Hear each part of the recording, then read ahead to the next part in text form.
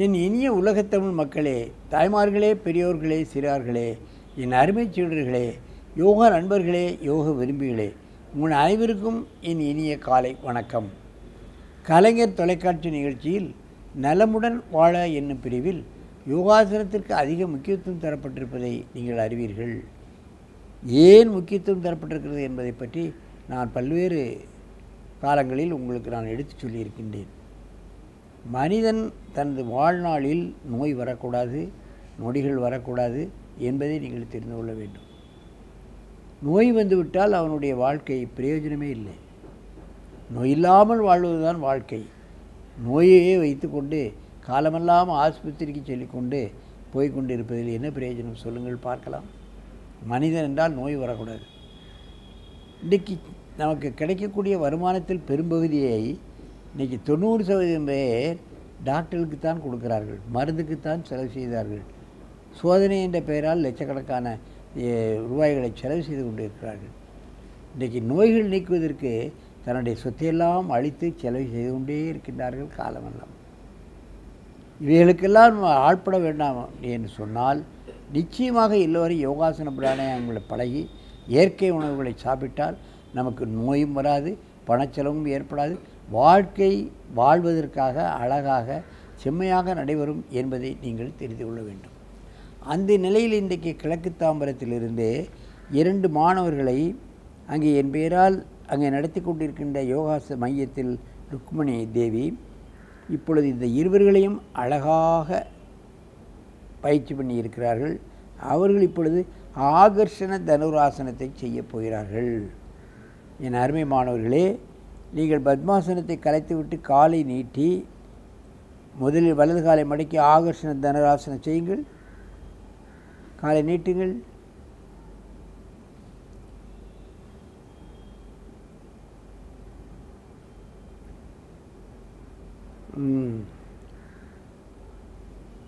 தனூர் என்றால் will. Will என்ன செய்யும்? மிருகங்களை கொல்லும், எதிரிகளை கொல்லும். ஆனால் இந்த ஆசனம் நோய்களை கொல்லும், நோய் வராமலை தடுப்பு உங்களுக்கு ஏற்படுத்தும், புஜபலம் ஏற்படும். காலை பிடிப்பது என்பதே கடினம். அது காலை பிடித்து கொண்டு மறுகாலை இழுத்து காதுக்கு கொண்டு வருவது என்பது அதைவிட கடினம். முதுகு வழியாக செல்லக்கூடிய நரம்புகளெல்லாம் செயல்படுகின்றன. கால் நரம்புகளெல்லாம் செயல்படுகிறது. காலை பிடித்து இழுத்து கொண்டு இந்த வில்லை இழுத்தால்தான் அங்கே அம்பு பாயும்.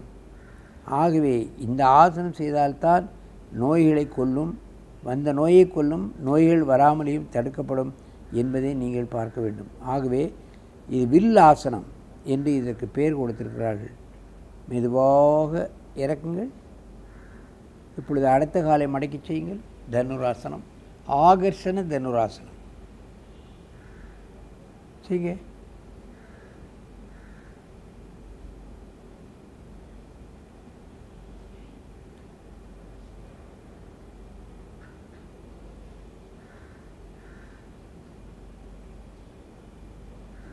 மாற்றி செய்யணும்.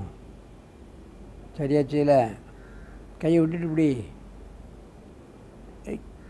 ஏய் இந்த கைட்டு பிடிடா, அந்த கைட்டு காலை பிடிடா, காதை கொண்டு போ.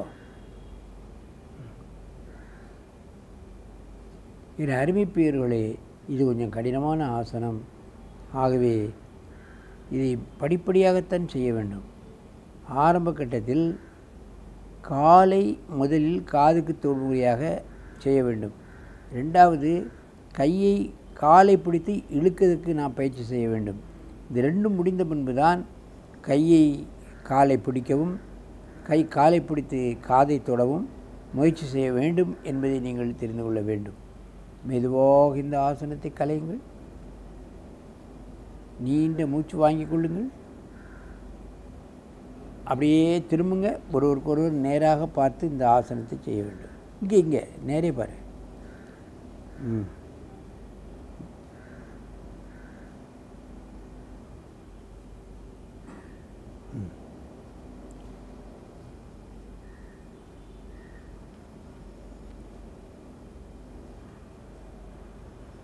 ஏற்கனவே சொல்லியிருக்கின்றேன், வில் எதிரிகளை கொல்லும், மிருகங்களை கொல்லும்.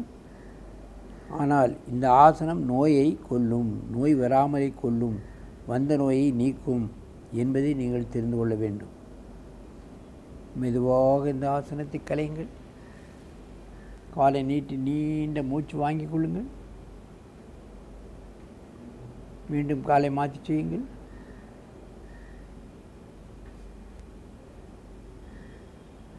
இவர்கள் எல்லோரும் இந்த ஆசனங்களை எந்த விதமான கஷ்டமும் மனதில் தெரியாமல் செய்து கொண்டிருக்கிறார்கள். அதைத்தான் கவனிக்க வேண்டும்.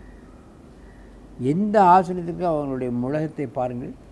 ஏதாவது ஒரு கடினமோ அல்லது ஒரு கடுகெடுப்போ பல்லை கடித்து கொண்டோ அவர்கள் இந்த ஆசனத்தை செய்வதில்லை. அசாதாரணமாக செய்கிறார்கள். அதைத்தான் கவனிக்க வேண்டும். அது தொடர்ந்து பயிற்சி பெற்றவர்களுக்குத்தான் அது கிடைக்கும். பல்லை கடித்து கொண்டோ முகத்தை இறுக்கி கொண்டோ கஷ்டப்பட்டு கொண்டு ஆசனங்களை செய்யக்கூடாது. எந்த அளவுக்கு முடியுமோ அந்த அளவுக்கு தான் ஆசனத்தை நாம் செய்ய வேண்டும் என்பதை நீங்கள் தெரிந்து கொள்ள வேண்டும். மெதுவாக இந்த ஆசனத்தை கலையுங்கள். நேராக வந்து பத்மாசனத்தில் அமருங்கள். என் அருமை பெரியோர்களே, தாய்மார்களே, இப்பொழுதெல்லாம் பள்ளிகளில் இந்த ஆசனம் கலை கற்றுத்தரப்படுகிறது. பெருவாரியான பள்ளிகளில் தரப்படுகிறது. அரசு பள்ளிக்கூடங்களில் இன்னும் இக்கலை சென்றடையவில்லை. அங்கே சொல்லித்தரப்படவில்லை. அங்கே ஆசிரியர்களை அரசு அமர்த்தவில்லை.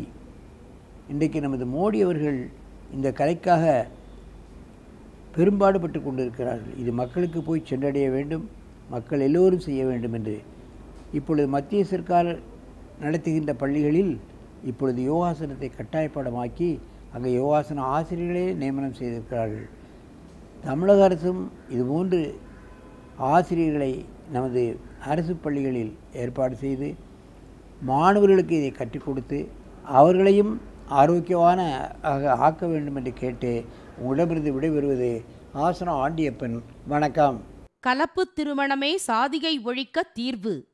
அம்பேத்கர் சொல்லுகிறார், உங்களுடைய சமூக அமைப்பை மாற்றாமல் நீங்கள் சிறிது கூட முன்னேற்றம் காண முடியாது.